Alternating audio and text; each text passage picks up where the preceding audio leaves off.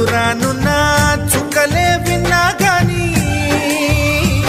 కదిలించలేదా కాస్త కూడా నీ మనసుని పరదాలు దాటి ఒక్కసారి పలకరించవేమి అందరినీ ఇలా వెంటపడి అడగాల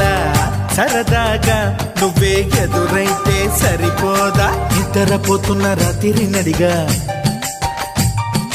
గుడికి చేరిన గువ్వల నడిగా